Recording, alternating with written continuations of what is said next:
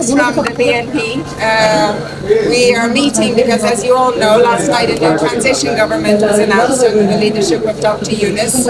And the United Nations has a very important role in supporting this transition government. We're meeting all of our stakeholders and all of the parties involved and all of the civil society organizations to begin conversations about how the UN can support Bangladesh along the path for looking at a new investigation for what happened, path to reconciliation and advancing on our development priorities in the country, and of course supporting until the new transition government can announce elections in the coming months.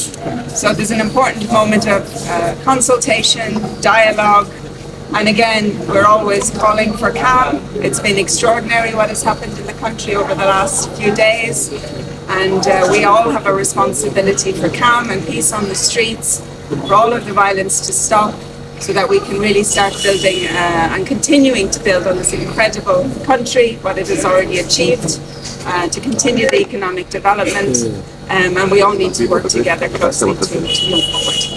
Thank you. আমাদের আপনারা শুনেছেন আজকের বাংলাদেশের এই বড় ধরনের যে পরিবর্তন হয়েছে বাংলাদেশে, যে আবার আমরা দ্বিতীয়বার স্বাধীনতা পেয়েছি, এর সাথে বাংলাদেশের মানুষের জনসমর্থন যেভাবে ছিল, আন্তর্জাতিক সম্প্রদায়ের ভালো সমর্থন ছিল, বিশেষ করে ইউনাইটেড নেশনসের একটা বড় ধরনের সমর্থন ছিল বাংলাদেশের মানুষের হিউম্যান রাইটস ফিরিয়ে আনা, বাংলাদেশের উন্নয়ন পার্টনার যারা আছে তারা বাংলাদেশের আগামী দিনের ভবিষ্যৎ কি হবে সেটা নিয়ে সকলের মধ্যে একটা দ্বিধাদ্বন্দ্ব ছিল। আজকে সকলের সেই সংখ্যা কেটে গেছে, এবং সেই সংখ্যা কেটে আগামী দিনের বাংলাদেশ আমরা সকলে মিলে কিভাবে করব, আমরা সবাই মিলে আগামী দিনে বাংলাদেশ কিভাবে করব, আমাদের পার্টনাররা, UN is a major partner, এবং তাদের সমর্থন প্রয়োজন আছে এবং তারা সেই সমর্থন দিতে রাজি আছে এবং সবাইকে নিয়ে কাজ করতে রাজি আছে। আমরা সবাই মিলে একটা নতুন বাংলাদেশ করবো আগামীতে, এটাই।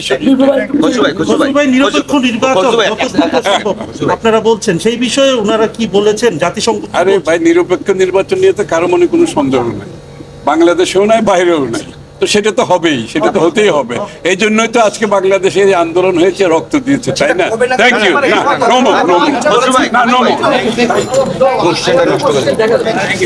কোশ্চেনটাই নষ্ট করে